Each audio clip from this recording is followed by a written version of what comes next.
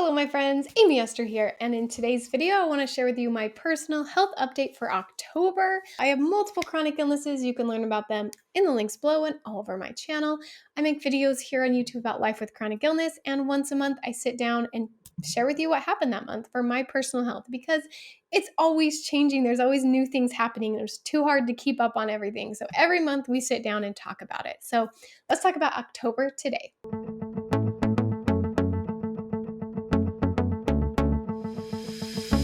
Hey guys, so let's just quickly talk about everything going on. I shouldn't say quickly because I always talk too much. We're gonna just give it a go today. So first of all, I got tested for diabetes insipidus. I talked about this a lot over my last little bit, but if you're new here, quick recap.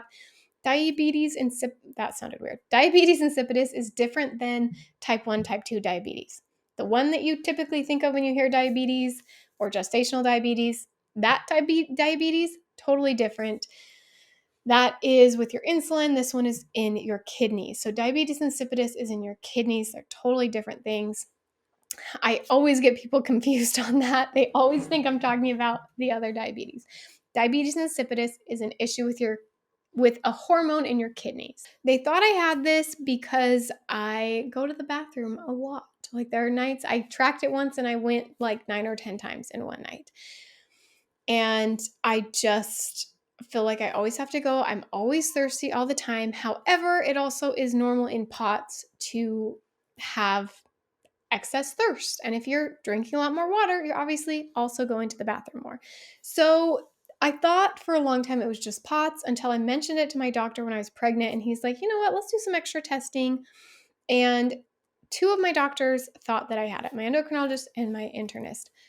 And so I started going down this route of trying to figure out if I had it, but I was pregnant at the time, and you cannot officially test for it till you are done, not pregnant and not nursing. So after I finished that, it just took a long time. Point is, this month I finally got tested for it, and it was negative. So I don't have diabetes insipidus, which I was really frustrated the day that I found out. You guys know that. If you live chronically ill, you know what it's like to have negative test disappointment, because if you have a positive test, that gives you validation that your symptoms are real. It gives you sometimes an answer of how to fix it. It gives you maybe medications to try or other things that you could do to take that away. But instead, I'm still just going to have to wake up multiple times a night to pee every single night. So, just a fun part of my life, but it is just more of an annoyance. So after I felt the frustration, I let myself feel frustrated, I let myself feel annoyed, and then over time I just felt better about it and I came to peace with it and was like, okay, well, now we know that's not a problem. That helps with some other things.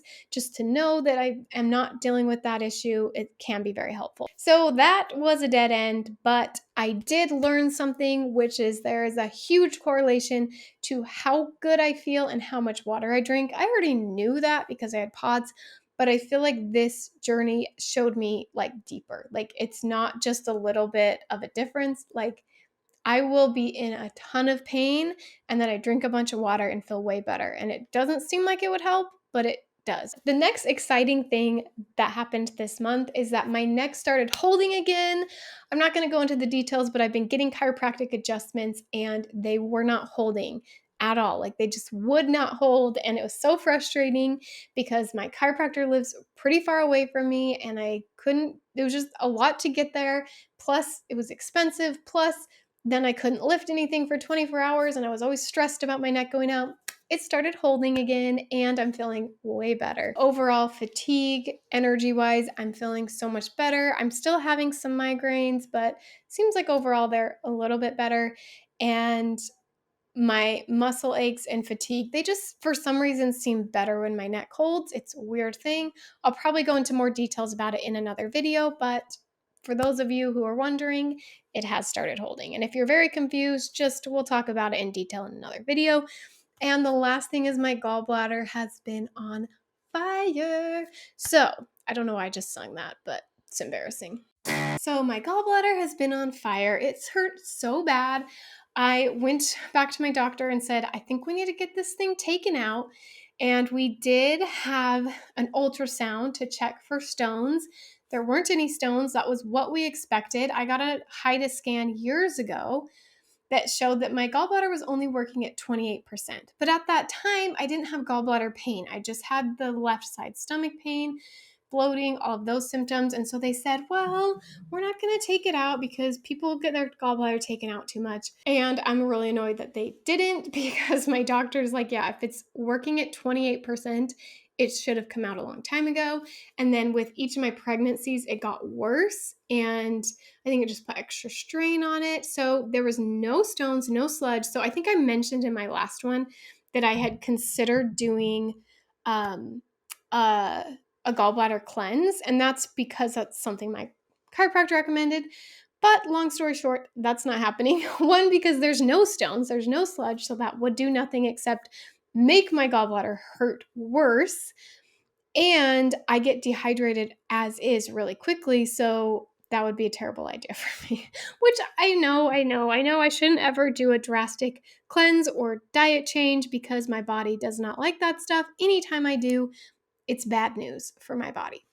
So my husband was like, go get an ultrasound, and if it shows stones, if everything comes up there that looks like it would work to do the cleanse, then you can do it.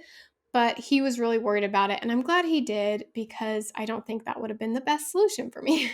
Because we think it's not that I have, well, we know I don't have like sludge or stones in there. We think it's just that it's not functioning right, which means it probably needs to go. So I'm likely getting my gallbladder out, which I'm actually really excited about, because over the past 2 weeks, it has gotten significantly worse, like just so bad. So I'm just waiting on my doctor's office to call me back to get a HIDA scan.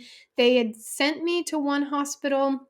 That hospital called me and said they don't have the stuff right now to do a HIDA scan.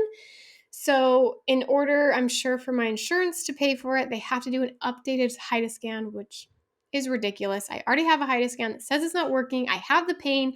I know that it needs to get taken out, but for insurance, I have to wait. So it sounds like we've got babies waking up. So I'm going to head out and finish out this video.